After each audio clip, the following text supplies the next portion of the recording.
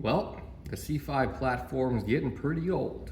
When things get old, they start to wear. And when things start to wear, they start making funny noises. Today, I'm going to show you 7 of the most common annoying noises the C5 Corvette can and will make eventually, and how to mitigate them.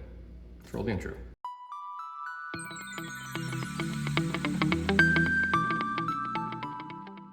What's up, guys? Welcome back to the channel. Got my little Redskin hat on. Tomorrow is the NFL opener. I believe Dallas is playing someone. They should lose. I don't know. It's gonna be our year. I say that every year. In any case, today's video should be very helpful, especially to those new to the C5 platform. But if you have for a while, have a weird noise, maybe this video will help you out. And all of these noises, I believe, yeah, all 7 of them I've personally experienced and I have been able to mitigate or completely get rid of.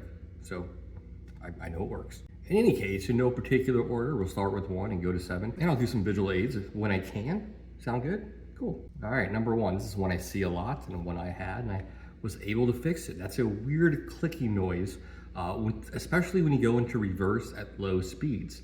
It sounds just how it sounds, like a clicking noise. Like, what I found is that doing a lot of research, the splines that go out of your CV axle into your rear hub assembly over time develops a little bit of play inside the teeth. We're talking thousands of an inch of play. And how to remedy this, you take the tire off, you take the axle nut off, you push the axle, the CV axle, you can push it through. Not quite all the way out, but close to. Pack that full of marine grease so it won't go away with rainwater, and just tighten your axle nut back up and you should be good to go. I got a little video, I'll put it right here. 2, this drove me insane the first 6 months I owned this car. I replaced everything in the rear end, from tie rods to end links. I had this absurd, annoying clicking noise, like whenever I backed out, or a slow launch, or just kind of a 3-point turn. All it was my axle nut. Right there, the splines. All you gotta do is take a 32, take this guy off, this guy will push back in, get yourself some high temperature grease. I believe I used marine grease when I did this. In any case, I packed it really good from both sides. You can do it with the wheel on, a little more complicated, but you can do it. Pack it both sides, front and back, put the wheel back on, or put the nut back on, and boom, you're in business. It's been 3.5 years and noise never came back. All right, number 2 is a similar noise, but you hear this noise no matter what direction you're going, especially at low speeds. But when you go over speed bumps or uneven pavement, or maybe you're driving into a driveway, you hear a clicking noise, and that also drove me nuts.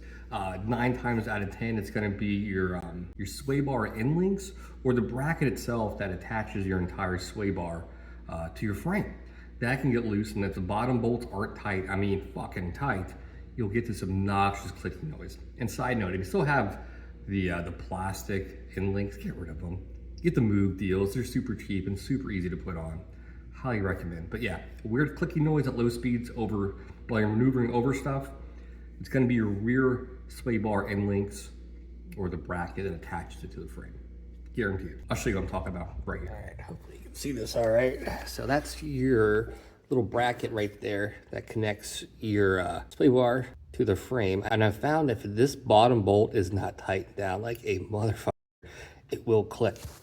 And if that's totally tightened down, your sway bar end links are right here. Those are some Moog guys right there. I got some corrosion, holy cow. I'm gonna spray some lubricant back here. In any case, but yeah, that's your sway bar right there. And the cool thing about the Moog is they have little Zerg fittings. They're dirty, so you can grease them later on. But yeah, this will take care of your little clicking problem over top bumps and whatnot. That little guy right there, that little screw or bolt, and these guys. All right, number 3. This annoyed me for about 2 years in my C5. I thought the damn thing was falling apart. You would hit a bump, uneven road, and this would happen at any speed. If like a whole dashboard was going clunk, and it drove me nuts. I thought maybe the blower inside the dash or something came loose. All it was the 4 bump stops under the hood. And it was just a hood going, that's all I was hearing. Let me show you those real quick. Let me show you those bump stops. And also, I don't know if I showed you guys the dash, how it looks, the leather. Had it in the sun all weekend. It's relaxing, really good. I really, really like it. It's come a long way. My little fix up here for the glass looks pretty good. You can still see it. I'll live with it. All right, the bump stop. So all you need is a 10 millimeter. So you have one right here. You have one right there. One over there. And one right there. And the bottom, you just unscrew the little jam nut, like I said, 10 mil. Do it in like quarter of a turn at a time. Do quarter all of them, put it back down, the noise stops, you're good to go. That simple. All right, number 4 is for the aftermarket exhaust folk, like myself. If you went from the cast iron headers to a stainless steel type header with a very thin wall, you're gonna get a very obnoxious ticking noise. It almost sounds like a high pressure fuel injectors in the newer LT motors. It's not. It's just the valve train is being exacerbated or echoing inside your headers. And if your windows are up especially, it just sounds like a sewing machine. It drove me insane. The fix was this, is that I wrapped my headers with a fiberglass wrap, and then also I deleted the air pump system for emissions. It's really stupid, get rid of that, tune it out. And then if your aftermarket headers has the little adapters for the air system, plug those up. That's all you gotta do. And that'll get rid of about 90% of the noise, guaranteed.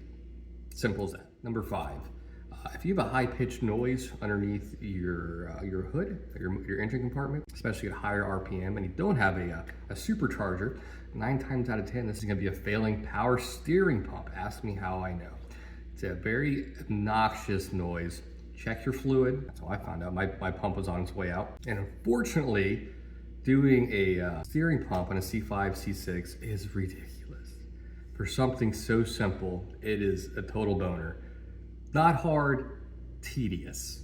If you look into it, you'll find out why. I think I might have to replace mine again soon, and I'll be filming that for you guys. But yeah, power steering pump, a high-pitched screeching noise. Sometimes you turn the wheel, if there's no fluid in there, it'll sound obnoxious. I'm talking more of like a high-pitched whine. All right, number 6, this is very common across the LS platform, and that's when on a cold start especially, if it's kind of humid, kind of chilly outside, a really obnoxious belt squeal. And I have found 90% of the time, it's your AC accessory belt. The smaller one that sits lower, hard to get to, of course. Both my GTO, my 06, and my C5 behind me, both developed the identical noise. And the belt system is almost identical in the LS2 and LS6. But yeah, both times it was just the AC accessory belts. Swap that guy out for Gator back. It mitigates all the sound. It's been over 2 years now. No issue. Kind of a pain. I got a video somewhere in my library explaining how to do it.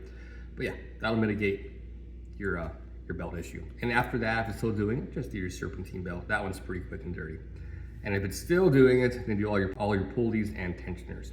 Again, I got a full video on that if you're curious.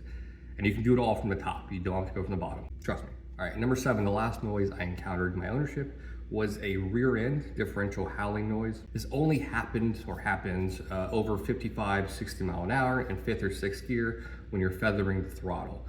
It almost sounds like straight cut gears, like in a race car. It'll drive you mad. Doing a lot of research, it is kind of common, especially in the Z06. There's not a lot of sound insulation in the Z06 as well, so that really helps to come through the cabin.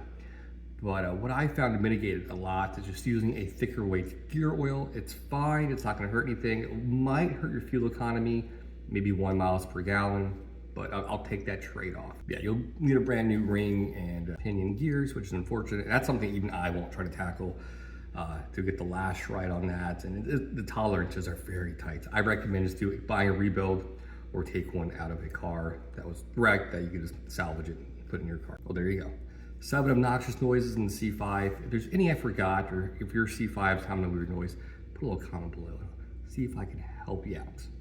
All right, guys, just a quick and dirty video. Next video, we'll be doing the weather stripping around the doors. I don't mean weather stripping, I mean the gasket around the, where it meets the frame. Car's 25 years old. I imagine it's pretty flimsy on its way out, so I got a reproduction gasket for that guy. It should close a little better and sound a little more like day one from the factory, if that makes sense. So that'll be out probably next week. So, all right, guys, I'll go for today. See you guys next time. Mark out.